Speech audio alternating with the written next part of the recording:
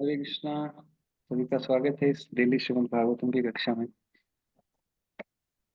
हरे कृष्णा। भागवतम के पहले स्कंद के पहले हाँ। अध्याय शुरू किए थे, उस पर चर्चा कर रहे हैं। और अभी तक हम 7 श्लोक तक चर्चा किए। 8वां श्लोक से आज चर्चा करते हैं। शिष्ट परंपरा का पालन करते हुए गुरुवर को प्रणाम करके शुरू करते हैं। नमो विष्णु पादाय कृष्ण पृष्ठाय भूतले श्रीमते भक्ति वेदांत स्वामी निति नामिने नमस्ते सारस्वती देवे गौरवाणी प्रचारिणे निर्विशेष शून्यवादे पाश्चात्य देशधारिणे। जय श्री कृष्ण चैतन्य प्रभु नित्यानंद श्री अद्वैत गदाधर श्रीवासादि गौर भक्तवृंद। हरे कृष्ण कृष्ण कृष्ण हरे हरे हरे राम राम राम हरे हरे। हरे कृष्ण। तो 5 श्लोक तक हम चर्चा किए थे। 8वें श्लोक से चर्चा करते हैं।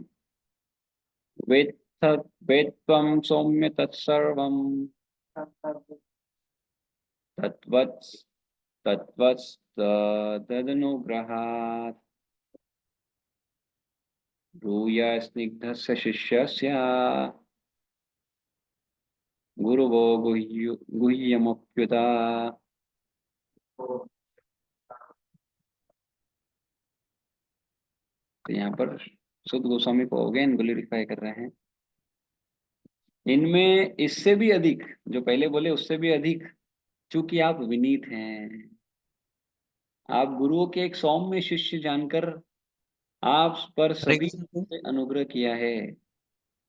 आपके गुरु ने एक सौम्य शिष्य जानकर आप पर सभी तरह से अनुग्रह किया है। अतः आप हमें वह सब बताएं जिसे आपने उनसे वैज्ञानिक ढंग से सीखा है। यानी ज्ञान नहीं मांग रहे, वो विज्ञान मांग रहे हैं। हाँ, जो आपने अप्लाई किया है, रियलाइज किया है, वो बताइए। रियलाइज्ड नॉलेज चाहिए। दुनिया में ज्ञान बहुत है, कोई भी बुक पढ़ के आ जाएगा। विज्ञान की कमी है। रियलाइज सोल बहुत कम है। हाँ,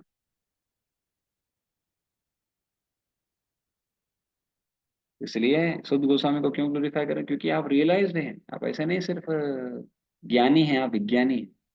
तो वो चीज बताइए जो आपने ऐसे ऐसे आपके गुरु से सीखा है, वो बताइए। तो आध्यात्मिक जीवन की सफलता का रहस्य गुरु को तुष्ट करने तथा उनकी शुभाशीष प्राप्त करने में है। ये बहुत महत्वपूर्ण लाइन है।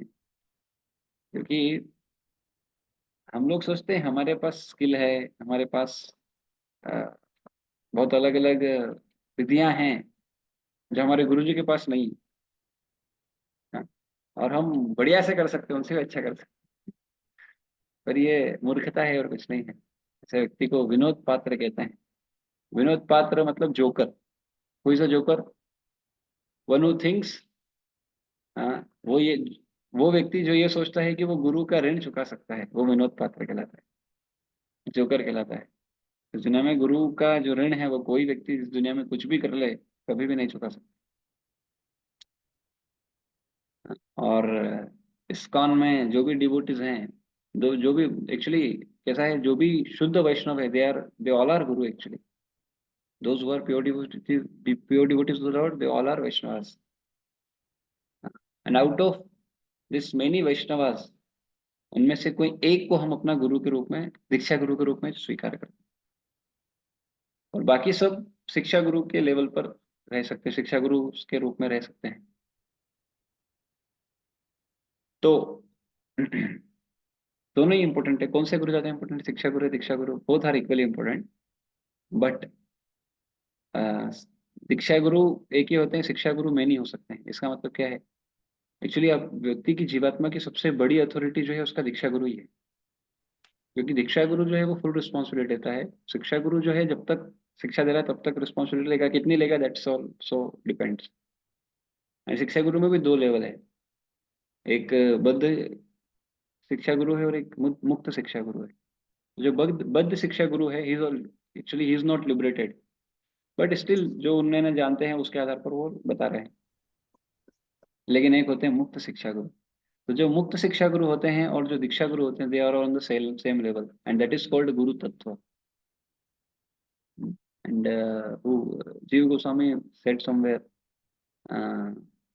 कि जी जो गुरु तत्व है और शिव तत्व एक है, क्योंकि दोनों न तो जीवात्मा है और न तो भगवान है, बट एक अलग तत्व है, दैट इज कॉल्ड गुरु तत्व। तो देयरफॉर गुरु की प्रसन्नता, तो अभी कौन से गुरु की प्रसन्नता, शिक्षा गुरु की कि दीक्षा गुरु की? So therefore there should always be a harmony between shiksha guru and दीक्षा गुरु। ये दोनों का मत अलग नहीं हो सकता, एक ही होना चाहिए, तभी तो तत्व होगा। इसलिए व्यक्ति जीवात्मा को भी समझना चाहिए कि क्या किनसे सीखना है, क्या किनसे लेना है। दीक्षा गुरु is the highest highest authority. तो कोई भी शिक्षा आप किसी से भी ले रहे हो, one should check it with one's own दीक्षा गुरु। किसी भी शिक्षा गुरु, ऑल्दो ही इज अ मुक्त, पर तब भी क्योंकि हाईएस्ट अथॉरिटी कौन है? दीक्षा गुरु, तो इसलिए उनसे चेक करना चाहिए कि मैं इनसे गाइडेंस ले रहा हूँ। तो या फिर वो भी कई बार रिकमेंड करते हैं, it is good you hear his lecture और his take hit from his, उनसे गाइडेंस लो। क्यों? क्योंकि दीक्षा गुरु के कई सारे शिष्य होते हैं, एंड देयरफॉर ही असाइन की भैया आप उनसे ले लीजिए गाइडेंस, आप वहां पर हैं, आप लोकल वहां पे, वो उनसे आप गाइडेंस ले सकते हैं। In this way he guides the क्या बोलते हैं, living entity. That's his responsibility. At the same time शिष्य की भी रिस्पॉन्सिबिलिटी है, क्या? जो गुरु ने बोला वो करे। लेकिन गुरु के सारे इंस्ट्रक्शंस में से, जितने भी इंस्ट्रक्शन वो दिए, उनमें सबसे इंपॉर्टेंट इंस्ट्रक्शन क्या है? Srila Prabhupada said in Chaitanya Charitamrita, one of the purport, the first and foremost responsibility of each and every disciple is to complete his minimum number of rounds. And for our संप्रदाय it is 16 rounds, 16 माला का जप। ये सबसे पहली priority है जीवात्मा की। ये अगर वो पूरी नहीं कर पा रहा है तो बाकी सेवाओं को छोड़ देना चाहिए उसको, कोई जरूरत नहीं। बाकी सेवाएं सभी सबसे इंपॉर्टेंट है, क्योंकि गुरु को आप प्रॉमिस क्या किए हो? दीक्षा के समय पर क्या प्रॉमिस देते हैं? हाँ, 4 नियम का पालन करेंगे, 16 माला का जप करेंगे। 16 माला is the first and foremost,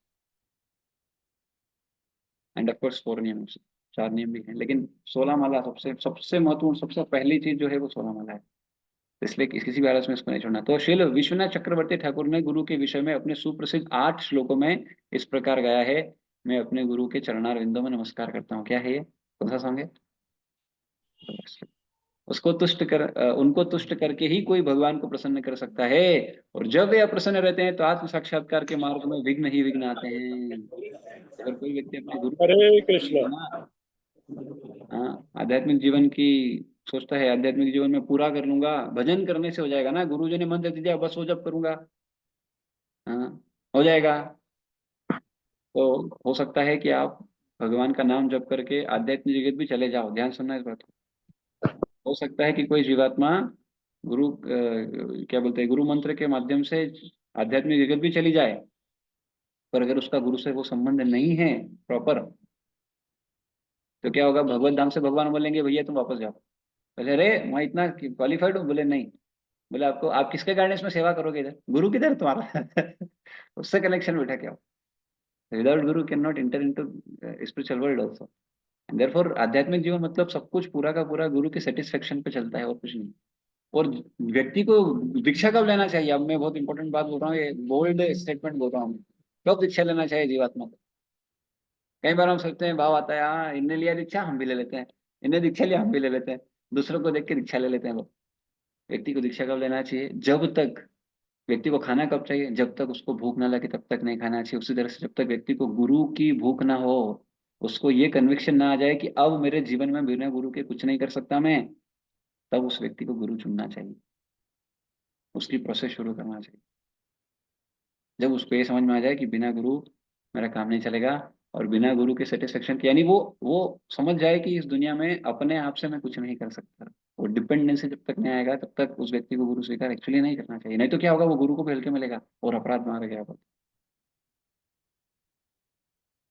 और ये हम कई बार देखते हैं, पहले व्यक्ति ने दीक्षा लिया, रहे हमने दीक्षा ले लिया मैं भी दीक्षा लूंगा, आउट ऑफ फैशन ही लोग दीक्षा ले लेते हैं। उनको कोई वही नहीं है गुरु के बारे में, गुरु क्या होता है ये सब जानना चाहिए। और गुरु को भी चूज कैसे करना चाहिए, ऐसे ही नहीं कर लेना चाहिए, गुरु को भी चूज पूरा समझ के करना चाहिए। इसी तरह से गुरु को भी शिष्य को चूज ऐसे ही नहीं कर लेना चाहिए, पूरा सोच समझ के करना चाहिए। वन ऑफ द ऑफेंस, 10 नाम अपराध में एक अपराध क्या है? गुरु की अवज्ञा करना है ना, साधारण मनुष्य समझना है ना। तो तो जब तक व्यक्ति ये नहीं समझेगा कि गुरु की कृपा से ही हमारा भक्ति चल रहा है, तो अवज्ञा करेगा। और एक और है, हाँ, हरिनाम में श्रद्धा न रखना। तो इसमें उसमें वर्णन आता है, जिस व्यक्ति को हरिनाम में श्रद्धा ना ही हो, उस व्यक्ति को गुरु को दीक्षा नहीं देना चाहिए, नहीं तो ऐसे शिष्य से गुरु का भी पतन होगा। इसलिए हमारे संप्रदाय में, हमारे यहाँ इस्कॉन में कैसा है, इमीडिएटली दीक्षा नहीं देते हैं। कितना टाइम लेते हैं? कम से कम 6 महीने मिनिमम लेते हैं, कम से कम 6 महीने हरिनाम दीक्षा के लिए, और फिर 6 महीने ब्राह्मण दीक्षा के लिए। कम से कम 6 महीने, तो उसको देखते हैं कि ये रेगुलर कर रहा है कि नहीं। लेकिन कई जगह पर ज्यादा भी देखते हैं। एक्चुअली शास्त्र वर्णन करता है 3 इयर्स, 3 साल के बाद व्यक्ति जब तक करता है उसके बाद उसको दीक्षा दिया जाता है। लेकिन इतना रुकते नहीं लोग आजकल, 3 साल हो गए नहीं। लेकिन जो रुकता है, देखो आप सिंपल बात है, आप जितना घसोगे, आप जितना प्रैक्टिस करोगे, जब आपको मौका मिलेगा तब आप बढ़िया से परफॉर्म कर पाओ। बिना प्रैक्टिस के आप डायरेक्ट उतरोगे तो कुछ नहीं, बहुत मुश्किल होने वाला है। इसलिए पहले विचार करना चाहिए। हम्म, कई बार हम हमारे मैं जिन हमारे साथ में था, हमको भी नहीं पता था एक्चुअली, सबसे जो चलो बाद में समझ में आया। हाँ, हमको भी बोला है। तो कई लोग दीक्षा क्यों लेते पता है? ये मैं बोल्ड स्टेटमेंट दे रहा हूँ। कई लोग दीक्षा क्यों लेते हैं? बोले हमारे शिक्षा गुरु ने बोला कि दीक्षा ले लो। तो निभाना किसको है? तुम्हारे शिक्षा गुरु को कि तुमको? किसको निभाना है?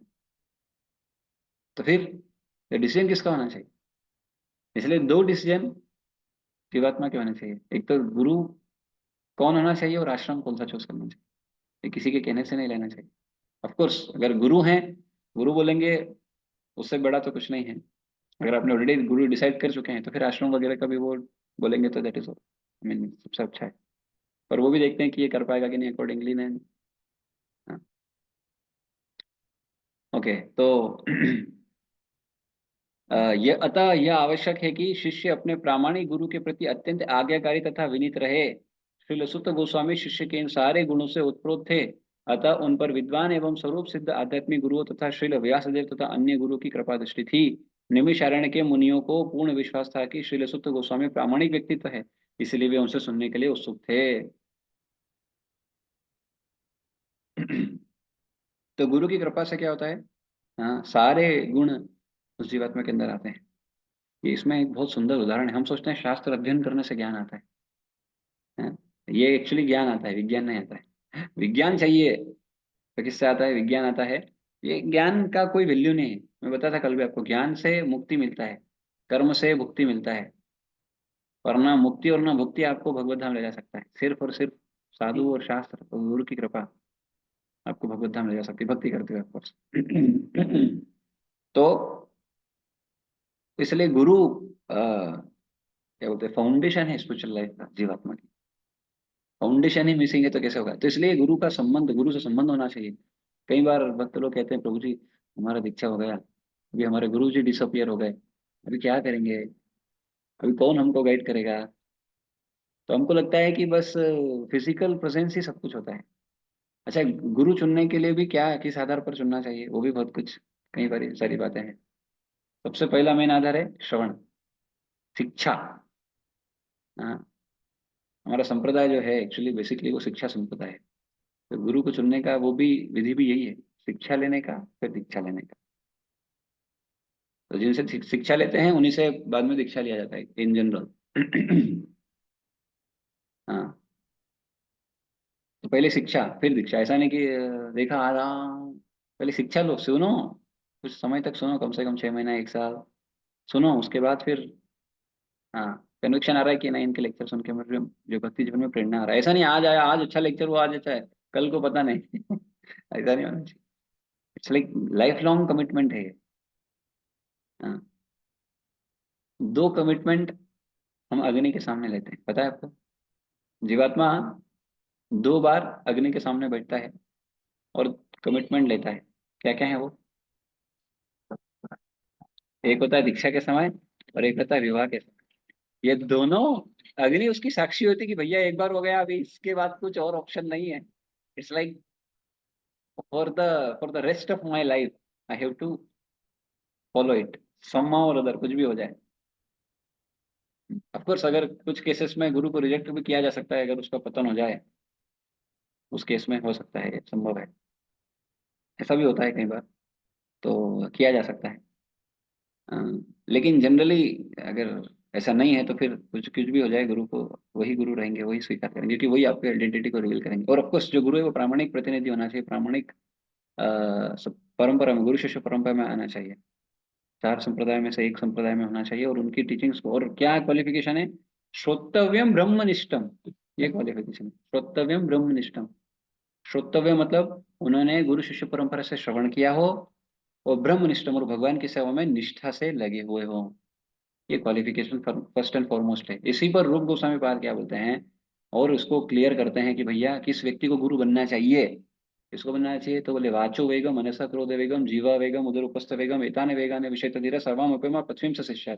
कौन पूरी पृथ्वी पर शिष्य बना सकता है, यानी कौन गुरु बनने लायक है, कौन गुरु बनना चाहिए, ये व्यक्ति को खुद को चेक करना पड़ेगा, कोई दूसरा नहीं बताएगा आप गुरु बन सकते हो। गुरु ऐसा नहीं होता है कि स्टाम्प मार दिया नाउ यू आर ए गुरु, ऐसा नहीं होता है। वो योग्यता है। योग्यता क्या है, देखिए हमारे शरीर में दो तरह के वेग होते हैं, एक जो कंट्रोल करने वाले हैं और एक जिनको कंट्रोल नहीं करना चाहिए। वेग मतलब अर्जेस, है ना, अर्ज, यानी जैसे हमको कभी भूख लगता है ना? तो ये एक अर्ज है। प्यास लगता है, एक ये अर्ज है। प्रेशर लगता है, ये एक अर्ज है। तो कुछ वेग को कंट्रोल करना चाहिए, कुछ वेग को कंट्रोल नहीं करना चाहिए। उदाहरण के लिए किस किस वेग को नहीं कंट्रोल करना चाहिए, जब भी नेचर का कॉल आए कभी कंट्रोल नहीं करने का, नहीं तो शरीर में समस्या लाता है, भयंकर वाली समस्या लाता है। इस वेग को कभी किसी भी जरूरत में वो कंट्रोल नहीं करना चाहिए, कोशिश भी नहीं, एक्चुअली कर भी नहीं पाएगा, करेगा तो और समस्या आएगा उसको।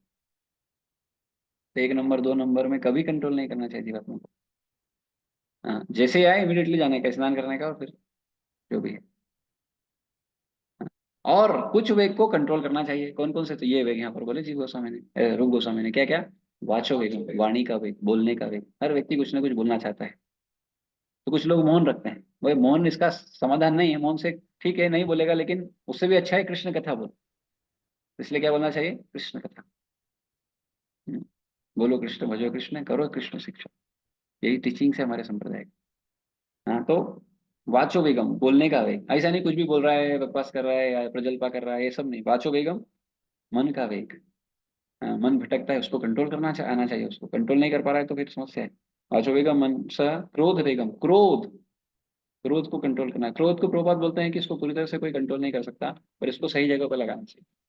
जैसे हनुमान जी का उदाहरण दिया जाता है, हनुमान जी ने क्या किया, गुस्सा आया तो लंका जला दी, जबकि काम क्या दिया था, सिर्फ सीता माता का पता लगा, एक्स्ट्रा सेवा करके आए हो। इसको बोलते हैं सही शिष्य, जो सिर्फ वो नहीं करता है जो गुरु बोलता है, वो उनकी प्रसन्नता के लिए एक दो कदम आगे का काम करके आता है। कई बार ऐसा होता है, देखो इस वक्त ऐसा होता है, मान लो कोई आप सीढ़ियां चल रहे हो, 10 सीढ़ियां हैं, दो जन साथ में चढ़ रहे हैं, एक छठी सीढ़ी पे है, एक पांचवी सीढ़ी पे है, एक छठी सीढ़ी पे है, पांचवी सीढ़ी पे। तो कई बार गुरु अलग अलग शिष्य को अलग अलग इंस्ट्रक्शन देता है। जो पांचवी वाला होता है, उसको बोलता है कि एक आगे बढ़ो, और छठी वाले पे रहता है, उसको कई बार बोलता है एक पीछे बढ़ो आओ। किसके लिए, यानी संघ में चलो, इसलिए। तो इट ऑल डिपेंड्स, वो सरकमस्टेंसेस के आधार पर वो इंस्ट्रक्शंस होते हैं गुरु के, कि क्या स्थिति है उसकी, कैसा दिया जाता है, तो वो इंस्ट्रक्शन उस आधार पर देते हैं गुरु। ऐसा नहीं कि ऑफकोर्स सबसे टॉप मोस्ट इंस्ट्रक्शन भी है, but we have to understand हम क्या है। तो यहाँ पर रूप गोस्वामी क्या बोल रहे हैं, वाचो वेगम मनसा क्रोध वेगम जीवा वेगम, जीवा, खाने का, जीवा से दो काम करते हैं, खाने का, बोलने में भी उपयोगी। बोलने का तो चलो वाणी से हो जाता है, लेकिन खाने का, है ना, तो जो खाते हैं वो भगवान का प्रसाद खाना चाहिए। ऐसा नहीं कुछ भी खा लिया, आज इधर से आया ये खाया, इधर से आया ये खाया, उधर से आया ये खाया। कई लोग तो भंडारे खाने के लिए जाते हैं। भंडारे में खाना सबसे खतरनाक है, क्योंकि उसमें कौन व्यक्ति कैसा पैसा दे रहा है, कौन बना रहा है, आपको कुछ पता नहीं, और भगवान को भोग भी नहीं लगाया होता है वो तो। मैं बताता हूँ आपको असलियत क्या है आजकल भंडारों की। अ, मैं पास में ही एक गांव का हूँ, वहां पर भंडारे होते हैं, और उस भंडारों में प्याज लहसुन का बनता है। प्याज लहसुन का भगवान को कभी भोग नहीं लगता है। तो जब भोग बना नहीं, तो ये भंडारा हुआ कहाँ से, शुद्ध हुआ कहाँ से, हर व्यक्ति का कर्म इसमें इन्वॉल्व है। इसी तरह से पितृ पक्ष में, या इसी तरह से 13वीं में, तेल में नहीं खाना चाहिए, बहुत खतरनाक। उस व्यक्ति जिसका आप खा रहे हो, जिसके उसमें खा रहे हो, उसका कर्म लेना पड़ता है आपको। पितृपक्ष में तो इसलिए खाना ही नहीं चाहिए, लेकिन अगर आप ब्राह्मण हो तो खाना पड़ेगा। ब्राह्मण का काम है खाना भाई, ब्राह्मण वो सिस्टम ही ऐसा बना है ना कि व्यक्ति ब्राह्मण जो है वो तपस्या करता है, तो वो जब वो खाता है तो वो तपस्या का फल उसको देता है ना। लेकिन अगर आपको किसी के घर में इनवाइट किया गया तो खाने जाना चाहिए कि नहीं? अगर आप जानते हैं तो बिल्कुल जाना चाहिए, लेकिन उनको बताना चाहिए कि एक्चुअली ऐसा ऐसा हम पाते हैं, अगर ये रहेगा तो हम अच्छे से स्वीकार कर पाएंगे, नहीं तो अगर आपने पहले से नहीं बताया तो क्या करने का, उन्होंने जो बनाया क्या करने का, खाना पड़ेगा फिर। हाँ, आदान प्रदान तो करना चाहिए ना, लेकिन पहले से इसलिए बताने का कि हम क्या पाते हैं, क्या पा सकते हैं, अगर जा रहे हैं तो। अगर वो इनवाइट किए हैं, यू कैन टेल। कई बार भक्त लोग बोलते हैं प्रभु जी शादी में खाना पड़ता है, मत जाओ भैया शादी में, शादी में खाने से क्या आपको भक्ति मिल रही है क्या? जरूरी है, जितना उतना करना चाहिए, पर खाने के लिए लालच नहीं होना चाहिए। होटल जाएंगे, यहाँ खाएंगे वहाँ खाएंगे, आपको पता है ये जो जो भी लोग ये होटल वाले बनाते हैं, एक्चुअली सबसे खतरनाक स्टेट में बनाते हैं। उनको कोई चेतना नहीं होता है शुद्धिकरण रखने का, कुछ भी नहीं होता है, पसीना भी टपकता है, मैं तो प्रैक्टिकली देखा हूँ कई बार, से बोल रहा हूँ। हाँ, तो लोग बाग चाट खाते हैं बाहर, वो चाट को न जाने कितने लोग चाट चाट के खाते हैं, और फिर ये भी खाते हैं, और उसमें वो एक स्पेशल फ्लेवर डालता है वो नाक का, पता भी नहीं चलता है व्यक्ति को, सर्दी हो रही है, हाँ हाँ हाँ, और शुद्ध खा रहे हैं। क्या शुद्ध खा रहे हैं? अरे भैया घर से बढ़िया शुद्ध कौन बना सकता है आपके लिए, माता से बड़ा शुद्धता कौन रखेगा आपके लिए। हाँ, और मंदिर में खाना चाहिए, क्यों खाना चाहिए? क्योंकि मंदिर में देखो प्रसाद क्या है, जो भगवान के द्वारा जो भक्तों के द्वारा बनाया गया हो, जो भक्तों के द्वारा भगवान को भोग लगाया गया, और जो भक्तों के द्वारा सर्व किया गया, उसको बोलते हैं प्रसाद। इवन भक्ति रसामर सिंधु में श्रील रूप गोस्वामी 32 64 64 सेवा अपराध बताए, उसमें से एक अपराध क्या है? अभक्तों के द्वारा बनाया गया भोग भगवान को भोग लगाना। तो हम क्या करते हैं, हम बाहर का प्रसाद लाते हैं, बोलते हैं भक्ति करेंगे क्या, खाना है ना तो बाहर का ला के खिलाते हैं, एक अपराध है ये। I was reading yesterday only, Haridas Thakur Chaitanya Mahaprabhu को बता रहे थे सेवा अपराध में, उसमें से पहले 32 बता, बाद में बोले और जगह पर जो अपराध है उसमें से एक अपराध ये है, कि भक्तों के द्वारा बनाया गया कोई भी फूड आइटम भगवान को भोग लगाना।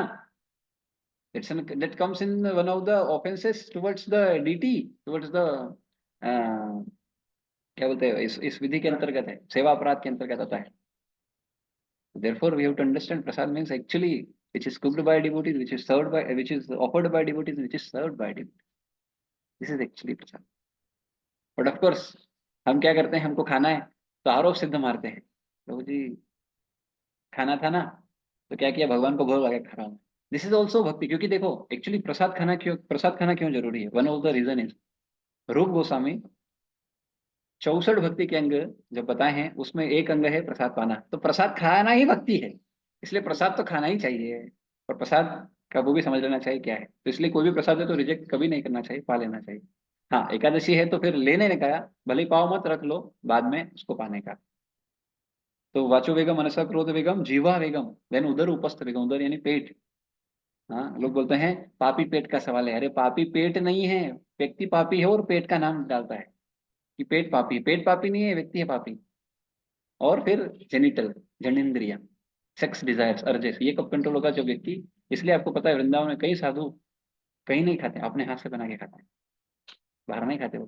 कई सारे साधुओं को मैंने देखा, बहुत सारे साधु, क्योंकि मंदिर में ऑफकोर्स भक्त बनाते हैं नो डाउट, लेकिन क्या कॉन्शियसनेस में है क्या नहीं वो भी चेक करते हैं वो लोग, बट इन ऑफकोर्स प्रसाद, क्योंकि वो भक्त है माला कर रहा है, therefore we can always take the prasad, है ना? तो तो जब ये जीव गोस्वामी रूप गोस्वामी ये जो क्वालिफिकेशन दिए गुरु का, ये व्यक्ति की खुद को चेक करने के लिए, लेकिन वही रूप गोस्वामी बाद में मैं बताया था आपको क्या लिखे हैं, कि किसी भी गुरु को ज्यादा शिष्य बनाने के लिए लालायित नहीं रहना चाहिए, पर वहां पर ये नहीं बोले कि इतना ही चुनना चाहिए, उतना ही चुनना चाहिए। This is the beauty of our scripture, कि वो कभी भी कोई रिस्ट्रिक्शन ऐसा नहीं, वो व्यक्ति को इंडिविजुअल चूज करना पड़ेगा। कई बार भक्त लोग बोलते हैं प्रभु जी क्या करें, बोले भैया क्या करें, ये तेरे को डिसीजन लेना है, कोई और डिसीजन नहीं देगा आपके बिहार पे। डिसीजन आपको लेना आना चाहिए, आपको लेना है, लेकिन उसके लिए हाँ आप गाइडेंस ले सकते हो, क्या करना चाहिए, ऐसी स्थिति वो बताएंगे, ये करने से ये है, इसके ये सिद्धांत है। काउंसलिंग मतलब, counselling doesn't mean to give you the कि बाबा decision, no, to give you the proper knowledge. Counselling मतलब उसको समझाना, ये है ये है, डिसीजन आप लो, हाँ, decision should always you have to take, क्योंकि डिसीजन जो लेगा वो आपकी डेस्टिनी डिफाइन करेगा। तो कल को मान लो वो डिसीजन वर्क किया, कल को मन मान लो नहीं किया, तो किसके ऊपर गाली दोगे आप? तो इसलिए, हाँ इसलिए ऑफकोर्स कोई गुरु हैं, शुद्ध हैं, तो फिर स्वीकार करने का, अगर आपके गुरु हैं तो स्वीकार करने का, आप उनको गुरु रूप में स्वीकार करते हैं तो फिर कोई दिक्कत नहीं। ठीक है। तो तो इसके आगे हम लोग बढ़ते हैं। अच्छा, यहाँ पर जो है ये एक सेक्शन एंड हुआ, setting the scene for the sages inquiries. तो यहाँ पर सेजस से इंक्वायरी करने के लिए सेट सीन हुआ। तो हमको हमेशा ध्यान रखना चाहिए जब भी हम किन्हीं से पहले जब भी पूछते हैं, यानी इन ये that is an etiquette, actually good etiquette. जब हम कुछ पूछते हैं तो we should glorify the speaker first, जैसे सुद गोस्वामी से पूछने वाले हैं, बिठा के उनको ग्लोरीफाई किया, और बाद में फिर प्रश्न करते हैं। तो अभी जो आने वाला है वो सेक्शन आने वाला है, अमेजिंग सेक्शन है। अब यहाँ पर शुरू हो रहे हैं प्रश्न। 6 प्रश्न पूछेंगे नैमिषारण्य के ऋषिगण सिर्फ पहले अध्याय में। ऐसा नहीं कि इस पूरे बस सिर्फ 6 प्रश्न है, शुरू में 6 प्रश्न पूछ रहे हैं डायरेक्ट, एंड देन बाद में फिर और प्रश्न आएंगे। पर ये पहले अध्याय में 6 प्रश्न है, इसके उत्तर 30 अध्याय तक चलेंगे। और ये बहुत अमेजिंग अमेजिंग प्रश्न है। ये जो प्रश्न है ये एक्चुअली ये वो अपने लिए नहीं पूछ रहे, पूरे मानव समाज के लिए पूछ रहे हैं। इस दुनिया में जो भी जीवित व्यक्ति है, विशेष रूप से इंसान है, मनुष्य है, उसके लिए ये प्रश्न है। ये प्रश्न हम सब के लिए उन्होंने हमारे व्याह पूछे। अर्जुन ने जो प्रश्न पूछे वो अर्जुन के लिए नहीं है, अर्जुन को भगवान माध्यम बनाते हैं, और वो हमारे लिए सारे प्रश्न है। अगर आप देखोगे तो वो हमारी स्थिति है। Arjun is not bewildered at all. अरे बाबा, जो व्यक्ति मछली को क्या बोलते हैं, कढ़ाई में तेल में देख के मछली के ऊपर जब तीर मार सकता है, और एक बार नहीं 2 बार, एक बार तीर का तुक्का लग गया, एक बार वो तोते को भी मारा था, पक्षी को, तो वो एक्सपर्ट है। एक्सपर्ट कब हो सकता है व्यक्ति? जब उसका माइंड फुल्ली कंट्रोल हो, तब जाके बार बार मार सकता है। एंड इतना प्रैक्टिस करता था वो, इसलिए उसको गुड़ाकेश बोलते थे। गुड़ाकेश मतलब नींद को जिसने जीत लिया। क्यों? क्योंकि रात में वो देखता था भीमसेन खाता है, भीमसेन खान रात में भी खा सकता है, और बोले लाइट की जरूरत ही नहीं, तो खूब खाते हैं। और भीमसेन इतना खाने वाले थे कि पांडव लोग जितना भी इकट्ठा करते थे उसके 2 भाग होते थे, एक सब मिलके खाते थे और एक अकेले भीमसेन खाते थे। और सबको मालूम है ये भैया, ये तो इनका वैश्वानर अग्नि है, भड़का हुआ रहता है, तो इसलिए खूब खाते हैं, तो इसलिए उनको देते भी थे, भाई जरूरत है खाओ, जितना खा सकते हैं, जितना व्यक्ति का रिक्वायरमेंट है खाना चाहिए, ओवर ईटिंग नहीं करना चाहिए। तो अ, तो अर्जुन गुड़ा का यश है, क्योंकि वो देखते थे यार ये भीमसेन बिना उजाले के खा रहे हैं। तो वो समझे, बोले कि बिना उजाले के जब ये खा सकता है तो मैं भी बिना उजाले के प्रैक्टिस कर सकता हूँ। And then he started practicing in the night also, and he was so expert, इतने एक्सपर्ट बन गए वो कि मतलब अंधेरे में भी वो सही तीरों में इट्स वेरी रेयर एक्चुअली, बहुत कम लोग कर सकते हैं। अर्जुन इतने माइंड कंट्रोल्ड व्यक्ति थे। और जब वो क्या बोलते हैं, उत्तरा वो सिखा रहे थे, उत्तरा नहीं सॉरी, सुबह, हाँ उत्तरा, उत्तरा है, उत्तरा उत्तरा किस जगह है, हाँ। तो विराट विराट देश में, हाँ। तो वहां पर जब उनको सिखा रहे थे तो उस समय पर भी कितना सेंस कंट्रोल, कितने माइंड कंट्रोल थे। तो वो व्यक्ति को ये ऐसी समस्या नहीं आ सकती है जो अर्जुन अर्जुन की स्थिति है गीता में हम देख रहे हैं। पर इसलिए विश्वनाथ चक्रवर्ती ठाकुर शुरू ही उससे करते हैं। How can Arjuna be bewildered, that's the first question Vishwanath Chakravarti Thakur उठाते हैं। बोले अर्जुन बिल्डर हो कैसे सकता है? एंड देन वहां से वो पूरा सीन शुरू करते हैं। Actually it is not for arjuna, it is for the living entities, other living entities. तो ये स्थिति है।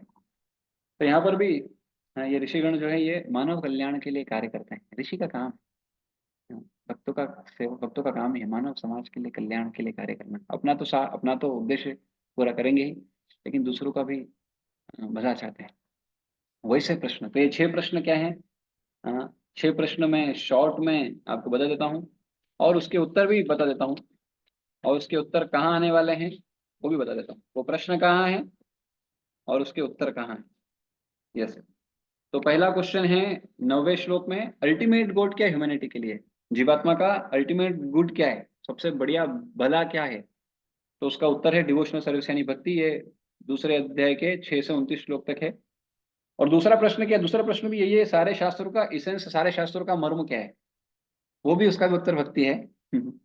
और वो 6 to 29 दूसरे अध्याय में बताया गया। फिर तीसरा, कृष्ण के अपीयरेंस के कारण क्या है? ये 12वें नंबर श्लोक में पूछते हैं तीसरा प्रश्न, भगवान कृष्ण के आने के कारण क्या है? तो बोलते हैं अट्रैक्ट द प्योर सोल्स, यानी जो शुद्ध भक्त है उनको और अट्रैक्ट करने के लिए भगवान आते हैं। अलग अलग जगह पर इसका वर्णन है। फिर पुरुषावतार बताए, पुरुषावतार पूछे हैं चौथे श्लोक में, भगवान के पुरुषावतार का वर्णन करी, वो वर्णन किए हैं।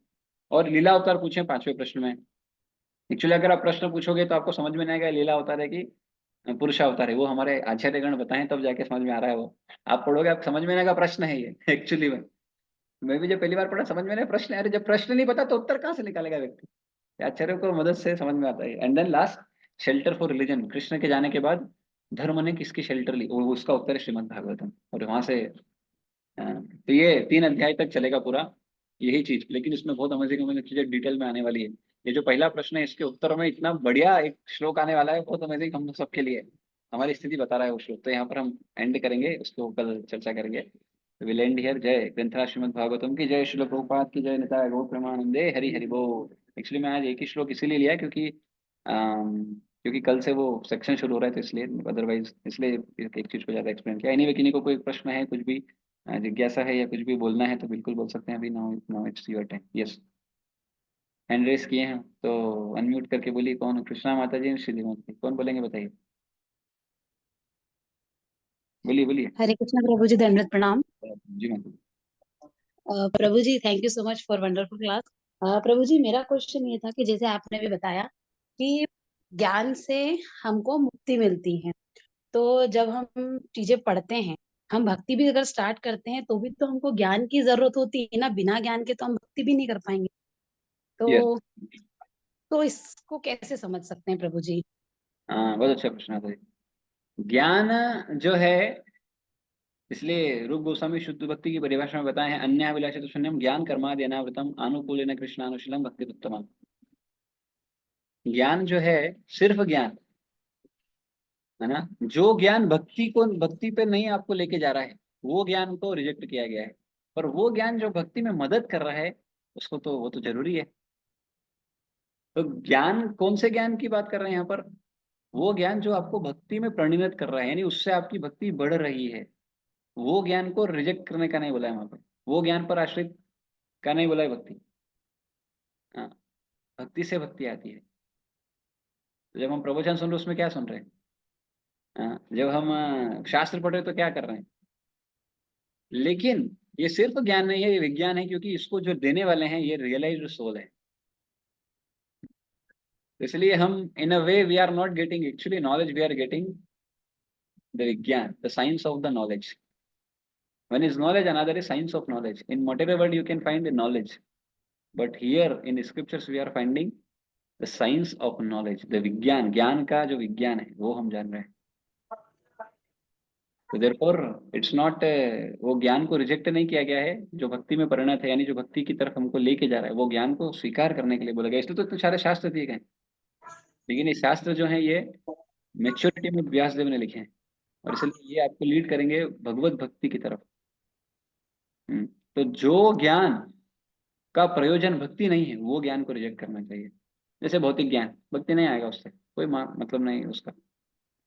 तो भक्ति उससे नहीं आ सकता। हम आपकी लाइवलीहुड्स के लिए ठीक है, हाँ, पर ये जो शास्त्रों का जो ज्ञान है वो तो आपको मदद करेगा, भक्ति में अग्रसर करेगा।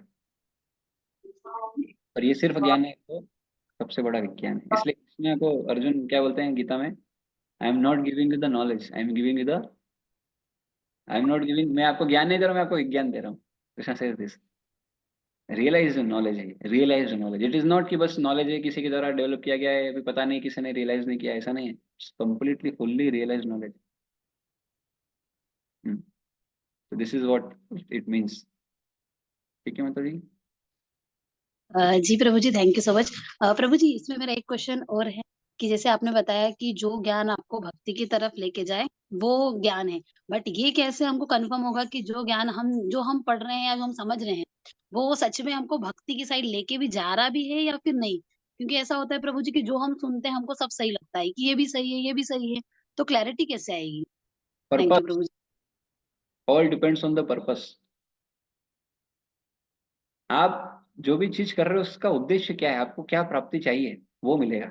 ये तामाम प्रपद्यन्ते ताम सजी भजम है। कोई व्यक्ति शास्त्र ज्ञान के लिए पढ़ रहा है उसको सिर्फ ज्ञान मिलेगा, कोई व्यक्ति भक्ति के लिए पढ़ रहा है उसको भक्ति मिलेगी। कोई व्यक्ति हरिनाम कर रहा है, प्रेम चाहिए तो प्रेम मिलेगा, प्रेम के लिए कर रहा है तो प्रेम। कोई कष्ट से निवारण के लिए पढ़ रहा है तो कष्ट निवारण हो जाएगा। आपको क्या चाहिए? दया चिंतामणि, आपको क्या चाहिए? They can give everything, but they can give the topmost thing. आपको क्या चाहिए? It all depends on one's own desire. इसलिए जब तक आपका डिजायर स्ट्रांग नहीं है, प्योर डिजायर नहीं, तब तक वो प्योर चीज नहीं मिलेगा। And therefore the whole training का होल उद्देश्य ही ये है, वो पर्पस को क्लेरिफाई करते हुए, क्या बोलते हैं, शुद्ध रखना। एंड इसलिए बोलते हैं भक्ति में प्रोग्रेस दो बातों पर निर्भर करती है। एक तो हमारे पर्पस यानी हमारे इंटेंशन, और एक हमारी एक्शंस। ये दो चीजों पर अथक प्रयास। तो हमारा पर्पस सबसे पहले शुद्ध होना चाहिए, क्या किस लिए भक्ति कर रहे हैं हम, किस लिए हम कोई भी एक्टिविटी क्यों कर रहे हैं, that should be defined first, and then जो कर रहे हैं उसको भी करने में अथक प्रयास,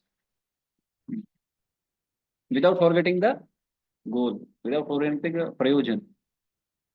बड़ी मटेरियल वर्ल्ड बहुत खतरनाक है। व्यक्ति जब घुसता है, करने लगता है, तो भूल जाता है पर्पस और उसी में लग जाता है, and therefore the purpose defeat हो जाता है। Therefore we should always remember what is our purpose. इसलिए बार बार सुनना चाहिए, बार बार पढ़ना चाहिए। ये शास्त्र हमको बताता है भैया पर्पस क्या है आपके जीवन का। This is what the understanding. ठीक है माता जी। एंड या श्रीदेवी माता जी कुछ बोल रहे थे? हरे कृष्णा प्रभु जी, दंडवत प्रणाम। yes, ma'am। मेरा प्रश्न ये था प्रभु जी कि जैसे आपने अभी प्रसाद के बारे में बताया, तो हाँ उसमें तो आप बोल रहे हो कि जैसे भक्तों के हाथों से बना हुआ प्रसाद ही हमें खाना चाहिए। हाँ।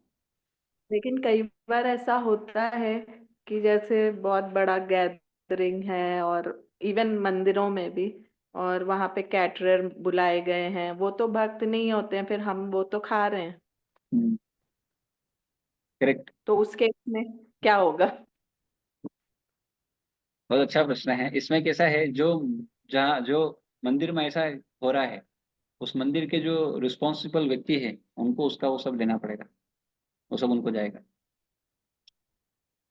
और दूसरा कि जैसे घर में डेथ हुई हो, या रिलेटिव में कहीं हम गए हो ऐसे डेथ उसमें, और वहां पे जो 12वें 13वें का खाना बनता हाँ।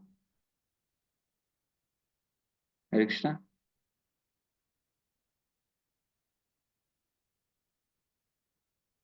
हरे कृष्णा, मेरा आवाज आ रहा है सबको? माता जी का आवाज चला गया शायद। है। हरे हाँ कृष्णा। हाँ, अब आया माता जी, यस यस। तो मैं समझ गया आपका प्रश्न कि आप हाँ मैं 12वीं 13वीं में जाते हाँ, हैं तो खाना चाहिए कि नहीं खाना चाहिए, और क्या है क्या नहीं ना। हाँ मतलब वो तो घर का वो होता है कार्यक्रम, और उसमें हम ऐसे मना भी नहीं कर सकते, और करेक्ट। फिर तो मैं इस उसके पे हम बहुत कैसे बहुत प्रसाद। अमेजिंग अंडरस्टैंडिंग आपको दे रहा हूँ, ये आपको बहुत मदद करेगा माता जी। और ये आपको हम्म। एक्चुअली, क्या बोलते हैं, सबके लिए एक्चुअली बहुत इंपॉर्टेंट है ये। मैं इसको ज्यादा छुआ नहीं था, बट अब छूता हूँ इसको, इस टॉपिक को। ये जो 12वें 13वें का होता है, या जो श्राद्ध का होता है, इसमें पहली बात तो बिना बुलाए नहीं जाना चाहिए सबसे पहला। और जाके उसी घर में खाना चाहिए जिनको आप जानते हैं, जिनसे आपका रिलेशन है, उसी घर में जाके खाना चाहिए सबसे पहला। और खाना क्यों जरूरी है? हम्म। खाना इसलिए जरूरी है क्योंकि आपके घर में कल को डेथ होगी तो वो लोग भी नहीं खाएंगे। तो जो आपके पूर्वज हैं उनको कैसे वो होगा। तो लेकिन हमको मजबूरी अब खाना हम्म। पड़ेगा, तो हम क्या करें? तब उस स्थिति में जीवात्मा को क्या करना चाहिए, उस स्थिति में भक्तों को ज्यादा माला का जप करना चाहिए। और उस जगह पर कोशिश करना चाहिए। देखो एक और इम्पोर्टेंट पॉइंट बोल रहा हूँ, जब भी हम किन्हीं के भी घर पे जाके प्रसाद पाएं, तो हमको, जब हम कुछ लिए उनके यहाँ पे, उन्होंने इनवाइट किया तो जाना चाहिए, मना तो नहीं करना चाहिए। बता देना चाहिए कि ऐसा ऐसा खाते हैं, और वो बुलाए। तो अब आपको तो पता नहीं कि किस सोर्स से लक्ष्मी आया है पहला, है ना, फिर किस तरह से कुकिंग हुआ है वो भी नहीं पता। चलो एटलीस्ट भक्त हैं, समझते हैं, तो फिर ठीक है। लेकिन जब भी आप किसी भक्त के घर में भी जाते हो प्रसाद पाने, तो क्या करना चाहिए, उसके बाद में वहां पर कीर्तन करना चाहिए। उनको कुछ तो देना चाहिए ना। सबसे बेस्ट क्या है, हरिनाम, हरिनाम करना चाहिए उधर जाके। प्रसाद देने के बाद 10-15 मिनट हम्म। कीर्तन करके फिर निकल के आना हम्म। चाहिए। This is the best thing we can do, अगर we are going to devotees house, और house for eating, for taking prasadam. और या फिर ये 13वें 12वें में एक्चुअली अवॉइड करना चाहिए, लेकिन अगर आप जान पहचान के हैं, बहुत क्लोज हैं, तो पाना चाहिए, लेकिन कम खाना चाहिए। भर पेट मत खाओ भैया, कम खाओ। हम्म। डाइजेस्ट नहीं कर पाओगे आप। उतना भक्ति होना चाहिए। ब्राह्मणों को खाना चाहिए, क्यों? क्योंकि ब्राह्मण जो है, उसका तो काम है ये, जा ही रहा ना, ब्राह्मण खाएगा तो उसकी तपस्या का भाग देगा। तो इसलिए ब्राह्मण को ज्यादा तपस्या करना चाहिए, तब जाके खाना चाहिए। हाँ। अभी मंदिरों में भी तो कई लोग उस उसमें देते हैं ना, मंदिर में नहीं बनता, क्या बनता है? पर मंदिर में क्या हो रहा है, उसका शुद्धिकरण कैसा है, वो भक्तों के द्वारा बनाया गया है, भक्तों के द्वारा भोग लगाया गया है, और भक्तों के द्वारा सेवा किया गया है, इसलिए वो भगवान उसको पूरा रेडिकेट मारते हैं। इसलिए मंदिर में लेकिन तो। जैसे प्रभु जी हम लोग जैसे वृंदावन जाते हैं हाँ और वहां पे अपना जैसे वो चलता है प्रसाद सेवा, हाँ हाँ। तो वो क्या वहां पे सब भक्ति बनाते हैं जो वो जो बड़े से हॉल में अपन को खिलाया जाता है? ऑफ कोर्स मंदिर में तो भक्ति बनाते हैं, नो डाउट। हमारे वृंदावन मंदिर में तो भक्ति बनाते हैं, मतलब मेन कुक तो वही रहते हैं, बाकी लोग भी असिस्टेंट रहते हैं, but they are also chanting the names of the lord. तो लेकिन ये अच्छा। अनअवॉइडेबल भी है, हमको समझना चाहिए कि किस चीज़ को हम कितना अप्लाई कर पाएंगे। अभी जाएंगे मंदिर में नहीं खाएंगे तो कहाँ खाएंगे, बाहर तो और गड़बड़ है। अपने हाथ से तो हम्म। बना के नहीं खा पाएंगे, तो खाना तो पड़ेगा कुछ ना कुछ वहाँ पर। इसीलिए हाँ। वहाँ पर ज़्यादा भजन करना चाहिए। वृंदावन हम जहाँ जाते हैं तो भजन करने के लिए ज़्यादा जाते हैं, कम प्रसाद लेने के लिए जाते हैं। पर ऑफ कोर्स खाना तो जरूरी है, क्योंकि बिना उसके तो हम जी नहीं पाएंगे, तो इसलिए हमको ज़्यादा से ज़्यादा भजन में रहते रहना चाहिए। क्योंकि क्या होगा, देखो आप कोई भी हो, वो जो व्यक्ति ने बनाए हैं उसकी चेतना आपको प्रभावित करेगी, मतलब करेगी। इवन आप, if we are pure devotee of the lord, still it will affect you. अरे एक last you can question. Deny the bodily demands ना, बॉडी में जो बॉडी के फंक्शंस को आप डिमांड वो नहीं कर सकते, डिनाई नहीं कर सकते, वो तो करेंगे अपने काम। हम्म। तो उसको आप डिनाई नहीं कर सकते, वो काम। इवन शुद्ध भक्त की बॉडी को भी तो समस्या आती है, क्यों आती है? क्योंकि बॉडी अपना काम कर रही है। बॉडी को आप बॉडी को पार नहीं कर सकते हो, बॉडी तो भौतिक जगत का है, उसको ऑफ कोर्स वो शुद्ध भक्त जब उसको उसमें है, तो नेचुरली वो शुद्ध, वो भी शुद्ध होता है, इसलिए हम उनको समाधि देते हैं। पर बॉडी मटेरियल वर्ल्ड का है, इसका काम है क्षीण होना, ये खत्म होगी। और जो इसकी नेचर है उसके आधार पे ही काम करेगी। तो we have to understand it also, तो देयरफॉर इसलिए इसलिए एक्चुअली एक और बात मैं बोलता हूँ, जब हम खाते हैं और उसके बाद जो थाली धोता है, जितना आपने खाया, जो भी आपने वहाँ तीर्थ यात्रा पे जो भी पुण्य कमाया, वो सारा लेके जाता है जो आपका थाली वॉश करता है। इसलिए कोशिश करने का उसको धो के जाने का, जितना धो पाए। हाँ, जितना धो पाए, जितना उसको हम साफ कर पाए। हाँ, यानी एटलीस्ट झूठा वूटा ना रहे, जितना आप कर पाए, क्योंकि जितना भी आपने जो भी किया है, वो सब एक चीज वो लेके जाता है, जो आपका थाली वॉश करता है। इसलिए जो डिवोटीज है, दे आर वेरी, वो करते हैं, अरे देव की ना देव भैया, सब मेरा भक्ति जाने वाला है, लेके जाते हैं वो। हाँ, बट ऑफ कोर्स वो जो गुरु होते हैं, वो अपने शिष्य को वो सेवा देते हैं, क्यों? वो तो ले, वो तो उनको कृपा के रूप में देते हैं।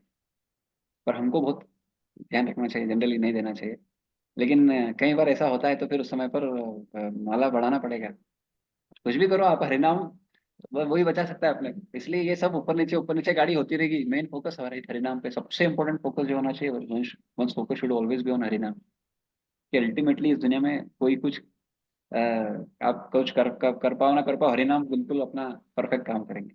Therefore, we should always, the primary focus is should be always chanting the holy name of the Lord, and the secondary focus should also be, मतलब of course, क्योंकि वो भी उसको इफेक्ट करता है, तो इसलिए ज्यादा करने का।